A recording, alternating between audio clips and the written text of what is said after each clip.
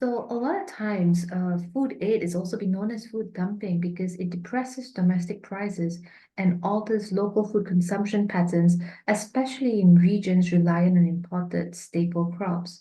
For example, if a rice-producing country is inundated with cheap corn imports, people may shift toward corn-based products, complicating efforts to reintroduce local produce.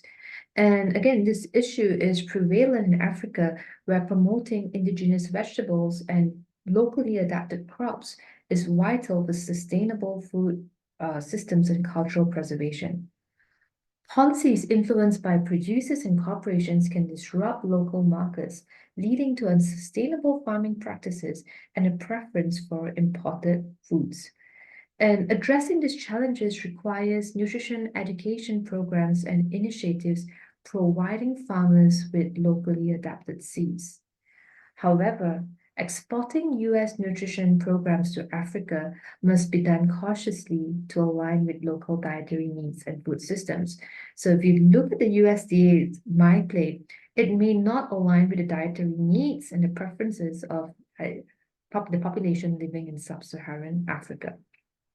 So food dumping really exacerbates this issue by undermining local agricultural economies and perpetuating dependency on imported goods, hindering efforts towards self-sufficiency and also sustainable food production. So we can use GAIN as a case study. And many NGOs and corporations are involved in nutrition programs, often partnering to address food insecurity and malnutrition in developing countries. For instance, about $50 million came from the Gates Foundation, with additional support from the US government and Canadian research and aid organizations. And corporations have lobbied to introduce their processed and fortified food products in these regions, despite the existing infrastructure and capacity of these countries to produce their own food without additional expense. And this raises concerns about the vested interest of corporations in creating consumers for their products in developing countries. And so there is a tendency to fortify processed food rather than staple food, which may not align with the nutritional needs of the population. For example, introducing wheat and corn, or also in terms of putting cheese and cheese whiz, introducing Kraft singles, vitamin in Kool-Aid, for example. So these are just some of the responses to GAIN. And this is by Maren Nessel, a professor at New York University. And she says, the main reason for the lack of decent nutritional status is poverty. Nobody is looking at ways to get people jobs or healthcare. Maybe that's too hard, even for Bill Gates. Wouldn't it be better, she asked, to teach people to grow fruits and vegetables in adverse conditions? And we can also see the other response by Sally Stansfield from the Gates Foundation. It's a good idea, but a lot of people will die from malnutrition before we eliminate poverty. We are trying to maximize the health, cognitive power, and productivity of people living right now. And Andrew Natsios, the head of the USAID Bush administration, mentions that critics may make comments about multinationals, but that's how people eat. And so, to really address poverty and food security, we need to empower people to become self-sufficient, either through subsistence farming or gainful employment. And so it's important to invest in education and technology at the local level to equip individuals with skills and resources needed to produce their own food or to secure employment to purchase it. Even though it may take time, it does offer a sustainable solution to poverty and malnutrition. And again, this urban population needs to have opportunities to be gainfully employed so that they can afford to purchase food. And so it should be complemented with long-term initiatives focused on education and job creation in these communities. And yes, it's true, MNCs, multinational corporations are oftentimes involved in aid and nutrition programs. Their emphasis on promoting the Western diet may not be suitable for addressing hunger and malnutrition in developing countries. Importing processed food from the West may introduce health problems like cardiovascular disease, diabetes to populations that are already struggling with malnutrition. So again, we really need to prioritize local and culturally appropriate food solutions and avoid exporting food that have contributed to health issues in developing countries. Another approach to helping the poor is by refraining from importing food into the country and instead focusing on reducing the prices they pay for food. By implementing measures to decrease food prices, we can alleviate the financial burden on consumers without adversely affecting farmers' incomes. One strategy involves reducing production costs, which can lead to lower prices for consumers. When it's cheaper to produce food, farmers may pass on the savings to consumers, making food more affordable without compromising farmers' livelihoods. Alternatively, direct subsidies can be provided to consumers, bypassing farmers altogether. And these subsidies can help offset the cost of food for low-income individuals and families, ensuring they have access to affordable and nutritious food options. By implementing such measures, we can address food insecurity and poverty more effectively, ensuring that everyone has access to food they need to thrive. And the issue of farm subsidies in Western developed countries poses significant challenges.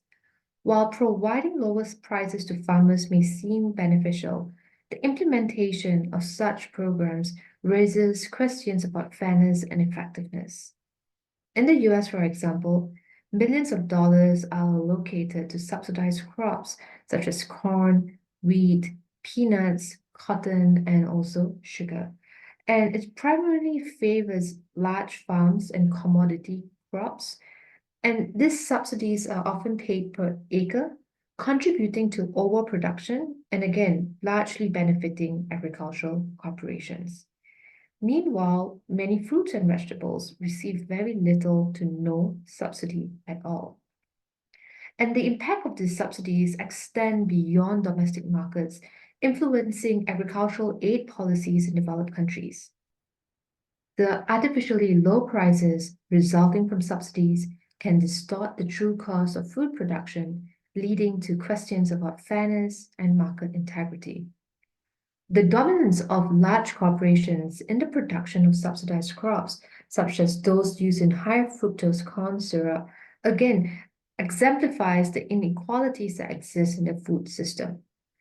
The preference for cheap ingredients like corn extends even to animal feed, creating that cycle of overproduction and also market distortion. Meanwhile, impoverished countries face significant shortfalls in aid, with wealthy nations failing to meet their commitment to provide 0.7% of their national income in international aid. Despite the solemn promise of aid, only a handful of countries have met or exceeded their target, leaving many developing nations without the support they desperately need. And if we look at just how subsidies work, the top 10% of farmers gets 2/3 of the subsidies. But rich countries have about 57 billions in development aid in 2001, but they only paid more than 350 billion to their own farmers. And when we look at the prices of corn, particularly here in America, and why is it so cheap and why is it used in a lot of these processed food products, a lot of this is hidden in the tax that Americans have to pay to the government, which then is used as subsidies to farmers. So here are some other examples of domestic consumer food subsidies, and we're going to be touching upon in the next couple of slides. We have the targeted subsidies, food stamps, and also tax exemption. And in terms of food price subsidies, in Brazil, there is a wheat program where the government buys and sells wheat, controlling its price. This allows them to create artificially lower prices, benefiting consumers, but requiring higher payments to farmers. And the subsidy for this comes from taxpayers' monies, meaning that the taxes that the local population contributes to the government cuts them to provide that cheaper wheat. And so this hidden cost oftentimes is overlooked. Similarly, like we mentioned in the US. In the EU, subsidies are directed towards corporations instead of farmers and consumers. And the idea that the subsidies trickle down to benefit both producers and consumers. But there may be hidden costs for both farmers and consumers, and taxpayers foot the bill for these subsidies. Targeted subsidies should be aimed at benefiting the lowest income population. For example, farm subsidies result in cheaper bread due to lower production costs. And we have a clear-cut example here in Brazil, where these subsidies for bread, about 86% went to consumers overall, but only 19% went to low-income consumers. And when subsidies benefit everyone, questions arise about the effectiveness of the program and whether these funds are well spent. In Egypt, for example, they had a similar bread subsidy, and it was cheaper for middle and wealthy farmers to actually purchase bread and feed it to their animals, rather than having to purchase corn or other kinds of animal feed for their animals. And so, while the subsidized bread was intended to be accessible to the poorest individual, but distribution issues again led it to being purchased by the middle and wealthy farmers instead. And this then leads to the question of inefficiency, because consumption of subsidized food is promoted at the expense of unsubsidized food. And if you kind of look at where the subsidy is going to, it's not going to your fruits and vegetables, it's just going to a lot of these ingredients which are used in the processed food industry. And whether or not the subsidies are actually allocated to the right recipients. And another problem is the subsidies to processors.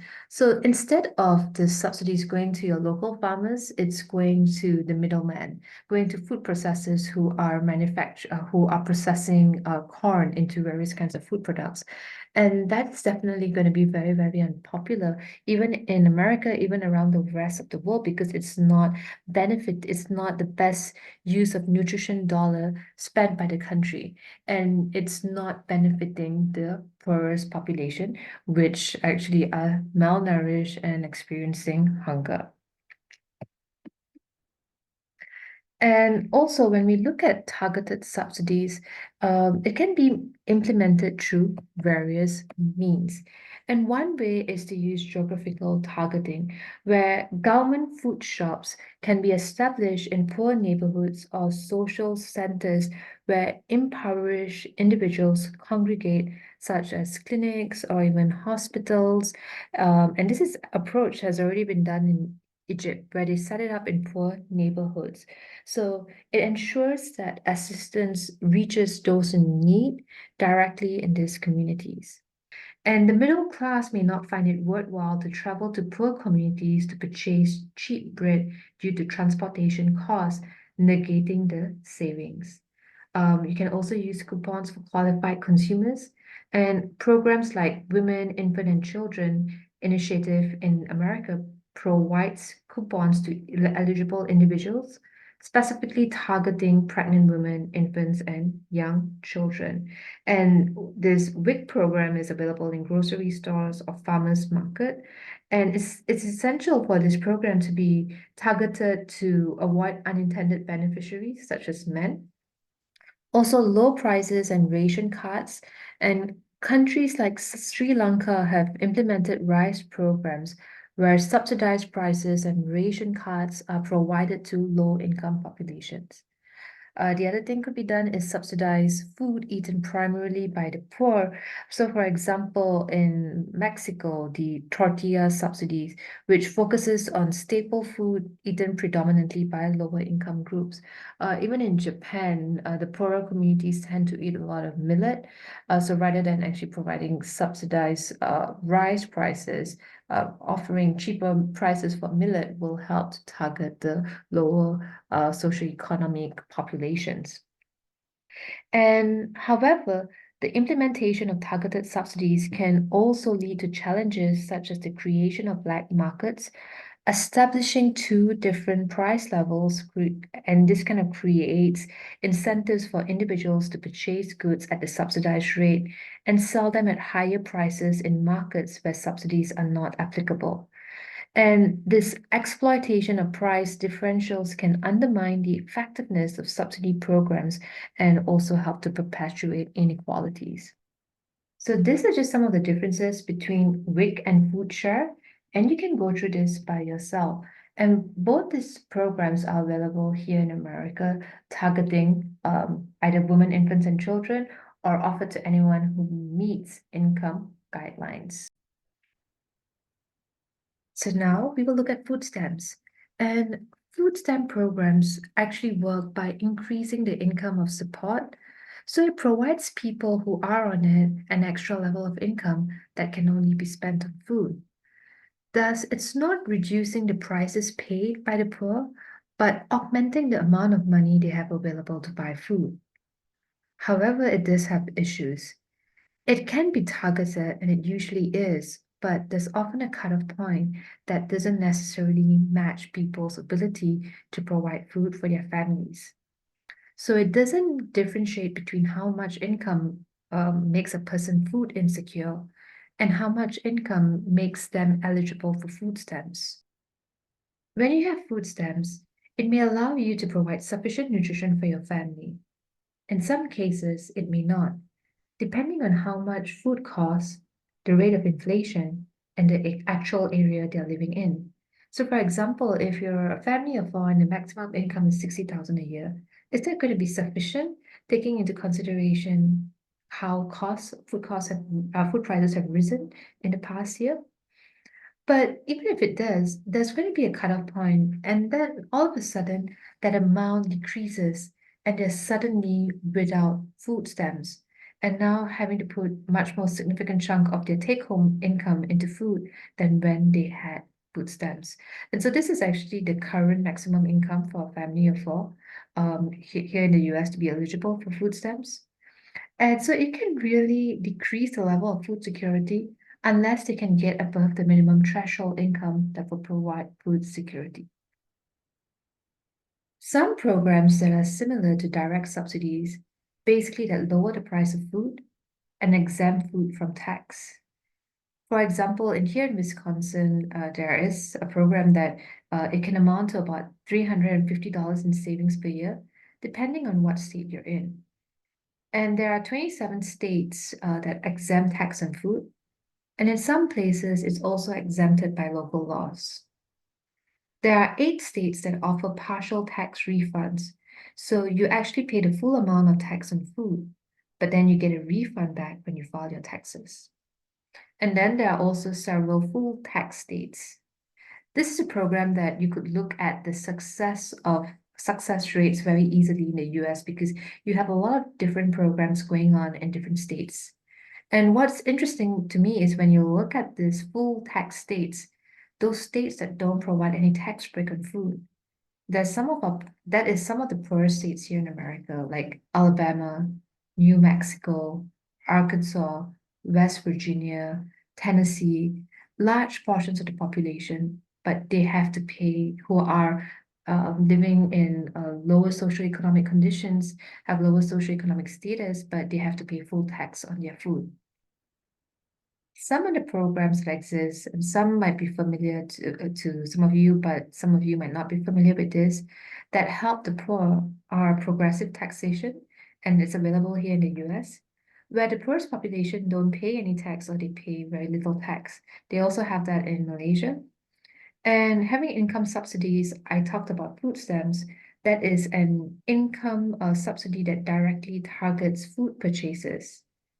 But you can also have income subsidies that allow a person to buy whatever they want as well, such as subsidy vouchers, and using that as a way of bringing up incomes within the poorest population.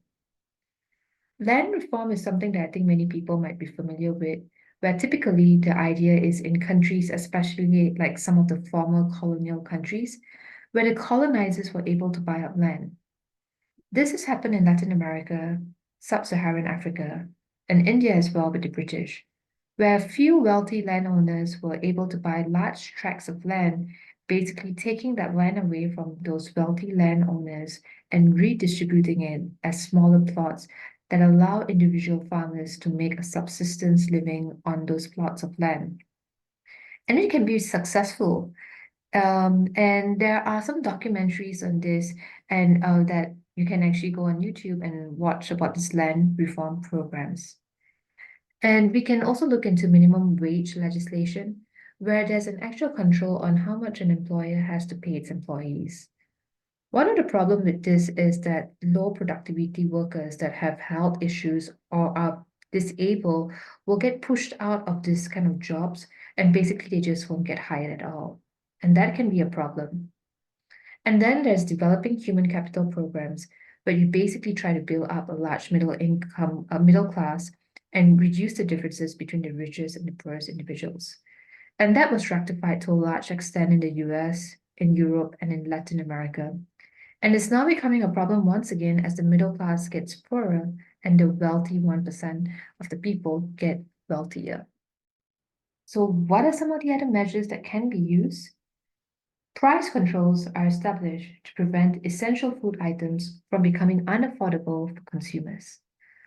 However, setting maximum prices can sometimes backfire, leading to shortages if they fall below production costs. On the other hand, price floors ensure that farmers receive fair compensation for their products and shield them from the volatile market. Nevertheless, this approach may lead to surpluses necessitating government intervention to manage excess production. Buffer stocks, which involve maintaining strategic reserves of essential goods, help stabilize prices by balancing supply and demand. Other measures that can be used are like trade policies, and we saw that during COVID, where a lot of countries were imposing export bans or restrictions, or also kind of looking at introducing tariffs and import quotas. We can also look at direct market interventions like direct purchases, which can influence food prices by directly impacting the supply and demand dynamics. So this is when governments or organizations buy large quantities of food directly from producers to help stabilize prices by increasing demand, especially during times of surplus, and it supports producers by ensuring a market for their goods. And when there's times of scarcity, direct purchases can help prevent shortages by helping provide that additional supply into the market. And we can also look into investment in agricultural infrastructure, particularly in rural areas, such as using transportation and irrigation, and how it could actually help boost agricultural productivity and lower production costs, thereby contributing to price stability. Land distribution efforts have faced challenges in various countries, notably in Zimbabwe, but it has been successful in the past if it's done right in Japan, South Korea, and India. And many of you might be familiar with the problem in Zimbabwe, where large tracts of land were taken from white landowners with the intention of redistributing them back to black owners in smaller plots. However, issues arose when large tracts of land ended up in the hands of politically connected individuals, particularly the brother-in-law of the president, rather than being fairly distributed. And similarly, corruption hindered the effectiveness of land reform programs in Mexico and also El Salvador. In Brazil and Mexico, to address these challenges, they have started this Reform from Below program, where they involve the communities and the individuals in need in developing this agricultural framework or land reform framework where they think it's suitable in their own ecological context. And so instead of displacing squatters engaged in subsistence farming on private land, these efforts are then focused on regularization and supporting sustainable agricultural practices. And so what the government there is doing is providing infrastructure for clean water access and also promoting the cultivation of crops suitable for the local environment, especially in tropical forests. Because a lot of time, a lot of farmers in the tropical areas, what they do is they farm for about 5, 6 years, and then after that, when the land is no longer fertile, they move to a different plot of land. So by providing infrastructure and providing education on how to ensure soil fertility, we can keep the people on the land, and so that they can sustain themselves over the long term, and that is the goal. But to, like I mentioned, to ensure the success of such initiatives, it depends on factors such as soil quality and the types of crop that is grown. And the question over here is, does the redistribution of land feed the people? So if we kind of look at commodity crops or cash crops, crops like coffee or chili peppers may not be sufficient for subsistence farming. And so the local population would require additional income to purchase food. So it really depends. While many NGOs prioritize crop cultivation, there's a growing recognition of the importance on focusing on sustainable practices rather than merely growing commodity crops. This shift can contribute to long-term viability of agricultural systems and support food security in vulnerable communities. And with that, I will end here.